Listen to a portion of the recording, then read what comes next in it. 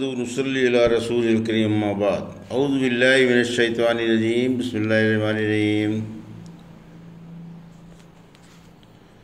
اذا الشمس كورت واذا النجوم انكدرت واذا الجبال سيرت واذا العشار عطلت واذا الوحوش حشرت واذا البحار سجرت وَإِذَا النُّفُوسُ زُوِّجَتْ وَإِذَا الْمَوْءُودَةُ سُئِلَتْ بِأَيِّ ذَنبٍ قُتِلَتْ وَإِذَا الصُّحُفُ نُشِرَتْ وَإِذَا السَّمَاءُ كُشِطَتْ وَإِذَا الْجَحِيمُ سُعِّرَتْ وَإِذَا الْجَنَّةُ أُزْلِفَتْ عَلِمَتْ نَفْسٌ مَّا أَحْضَرَتْ۔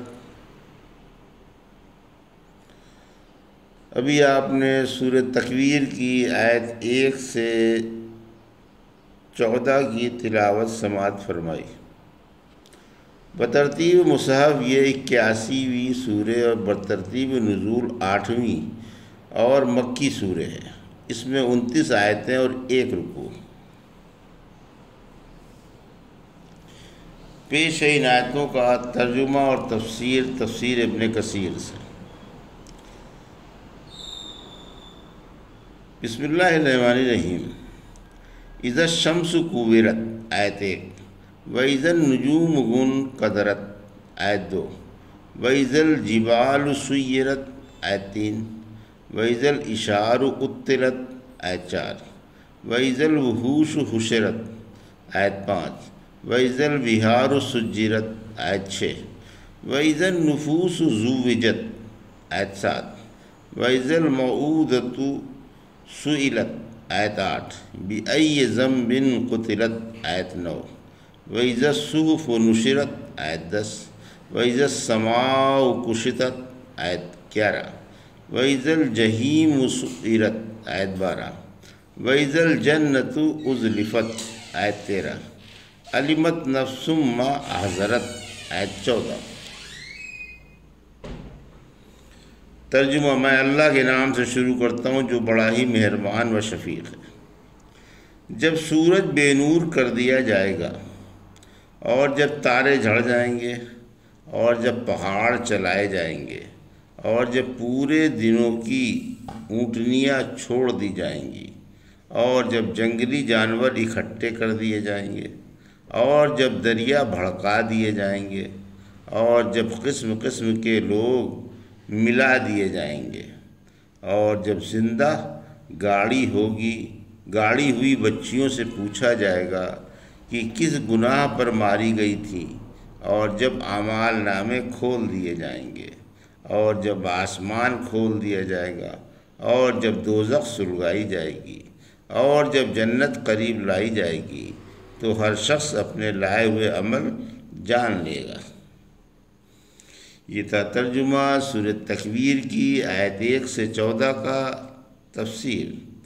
آیت 1، قیامت کا نقشہ تکویر و انفطار و انشقاق میں ہے۔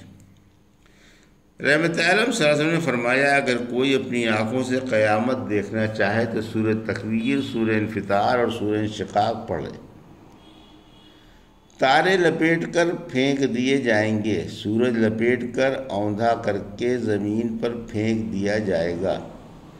ابن عباس فرماتے ہیں، سورج، چاند اور تارے لپیٹ کر بے نور کر کے سمندر میں ڈال دیے جائیں گے، پھر پچھوا ہوا سے سمندر میں آگ لگ جائے گی۔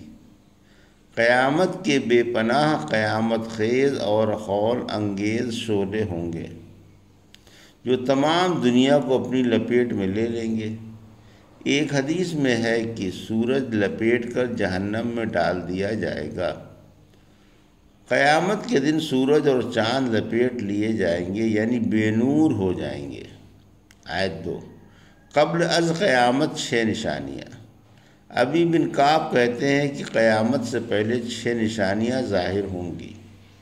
لوگ کاروبار میں ہوں گے کہ اچانک سورج کی روشنی جاتی رہے گی، پھر ایک بارگی تارے ٹوٹنے لگیں گے، پھر یکایک پہاڑ زمین پر گر پڑیں گے، پھر زبردست بھوچال آئیں گے، پھر انسان و جن اور پالتو اور جنگلی جانور گڈمڈ ہو جائیں گے، پھر لوگ ایسے بدحواس ہو جائیں گے کہ اپنی قیمتی مال سے بھی بے خبر ہو جائیں گے۔ آخر جن اس حادثے کی تحقیق کے لیے پھیل جائیں گے، دیکھیں گے کہ سمندر میں آگ لگ رہی ہے جس کے شعلے آسمان تک جا رہے ہیں۔ لوگ اسی حال میں ہوں گے کہ ایک دم زمین پھٹنے لگے گی اور آسمان ٹوٹ ٹوٹ کر گرنے لگیں گے۔ ساتوں زمین اور آسمان کا یہی حشر ہوگا۔ پھر تیز و تند ہوا سے سب جاندار مر جائیں گے۔ رحمت عالم صلی اللہ علیہ وسلم نے فرمایا، تمام تارے اور تمام معبود جہنم میں جھونک دیے جائیں گے، صرف حضرت عیسیٰ علیہ السلام میں مریم علیہ السلام محفوظ رہیں گے۔ اگر یہ بھی اپنی عبادت سے خوش ہوتے تو جہنم میں جاتے۔ پہاڑوں کا نام و نشان بھی نہ رہے گا، زمین صاف چٹیل اور ہموار میدان رہ جائے گی۔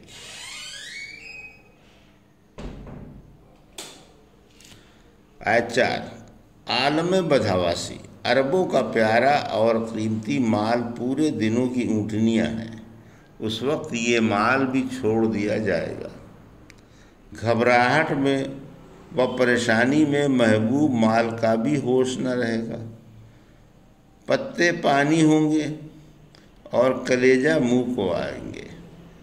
آیت 5، آج وحشی بھی ہوش کھو بیٹھیں گے اور انسانوں کے پاس آ کر جمع ہو جائیں گے۔ سورہ انعام کی آیت 38 سے فرمایا، چوپائے اور پرندے بھی تمہاری طرح قومیں ہیں، ہم نے اپنی کتاب میں کوئی چیز نہیں چھوڑی۔ پھر اپنے رب کے پاس سب جاندار، یہاں تک کہ مکھیاں بھی جمع ہوں گی اور سب کا انصاف سے فیصلہ ہوگا۔ جانوروں کا حشر تو ان کی موت ہے، ہاں انسان و جن حساب کے لیے اللہ کے سامنے کھڑے ہوں گے۔ آیت 6، پچھوا ہوا سے سمندر بھڑک اٹھیں گے۔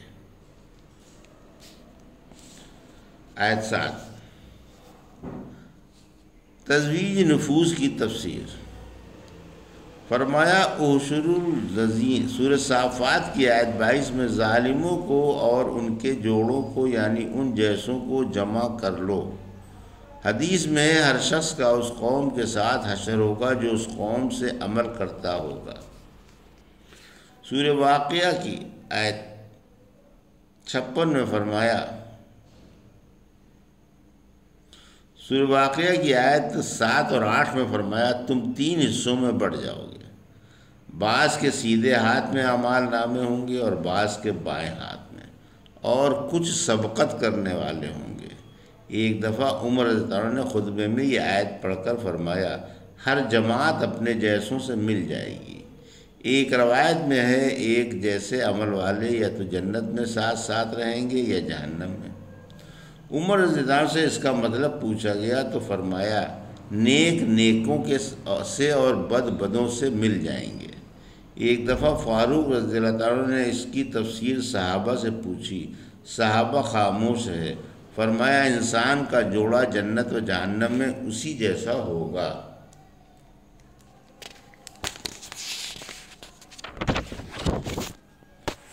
قیامت کے دن ظالم و مظلوم دونوں کے بیانات لیے جائیں گے۔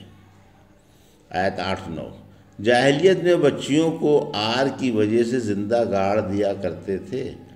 قیامت کو قاتلوں کو شرمندہ کرنے کے لیے ان بچیوں سے پوچھا جائے گا کہ تمہیں کیوں مارا گیا تھا۔ جب مظلوم سے سوال ہوگا تو ظالم سے بدرجہ اولیٰ ہوگا، یا بچیاں خود پوچھیں گی کہ انہیں زندہ کیوں گاڑا گیا تھا۔